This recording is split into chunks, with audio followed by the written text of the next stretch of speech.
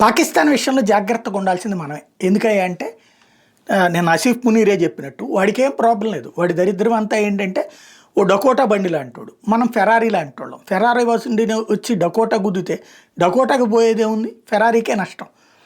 అలాంటి దరిద్రమే వాడు. ఇంకోటి ఆసిఫ్ మునీర్ అనేటటువంటి వాడు తనని తాను ప్రూవ్ చేసుకోవడం కోసం, అంటే చరిత్రలో నిలిచిపోవాలి ఒక మహమ్మద్ అలీ జిన్నాలాగా అన్నటువంటి కోణంలో ఉన్నాడు వాడు. పాకిస్తాన్ 2 సార్లు ఓటమి పాలైనటువంటిది కాదు, ఓవరాల్గా చెప్పాలంటే 5 సార్లు ఓటమి పాలైంది. నరేంద్ర మోడీ చేతిలో 3 సార్లు ఓటమి పాలైంది. అంతకుముందు లాల్ బహదూర్ శాస్త్రి చేతిలో ఒకసారి, ఇందిరాగాంధీ చేతిలో ఒకసారి ఓడిపోయినటువంటి పరిస్థితి. మొత్తం ఇంతవరకు గెలుపు అన్నది అది ఎరగదు. కాబట్టి ఒక పెద్ద దెబ్బ కొట్టాలి భారతదేశాన్ని అంటే ఆ 5 సార్లలో కూడా ఎప్పుడు భారత్ మీదన వాళ్ళు చీపురు పుల్ల విసిరితే మనం అగ్గి పుల్ల విసిరాం.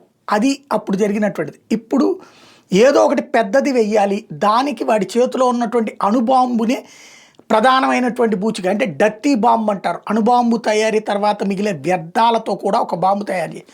అది అణుబాంబు కాదు, కానీ పెద్ద నాశనం చేసేటటువంటిది. దాన్ని ఏదైనా చెయ్యాలన్నటువంటిది వాడు ఆసిఫ్ మునీర్ వాడు చచ్చేలోపు లేదా వాడు దిగేలోపు భారత్ మీద చేస్తే శాశ్వతంగా అది ముద్ర ఉంటుందనేటటువంటి ఉద్దేశంతో ఉన్నాడు. యాక్చువల్గా మొన్నటిసారి కూడా అణుబాంబు తీయడానికి వాడు సిద్ధపడ్డటువంటి సందర్భంలో భారతదేశం వాడు అణుబాంబుని తీసిన తర్వాత వాడు వేసేదాకా ఊరుకుంటామా, వాడిని లేపేసేస్తాం, పాకిస్తాన్ని లేపేసేస్తామని నరేంద్ర మోడీ వార్నింగ్ ఇచ్చిన తర్వాతనే జేడీ వాన్స్ ఆ విషయాన్ని ట్రంప్కి చెప్పాకనే ట్రంప్ వాళ్ళు మొత్తం పాకిస్తాన్ని లేపారేస్తారు, నువ్వు అధ్యక్షుడు అయితే ఏంటి బొక్క అయిపోతారో నువ్వు అని చెప్పిన తర్వాతనే జేడీ వాన్స్ అప్పుడు ఆగాడు.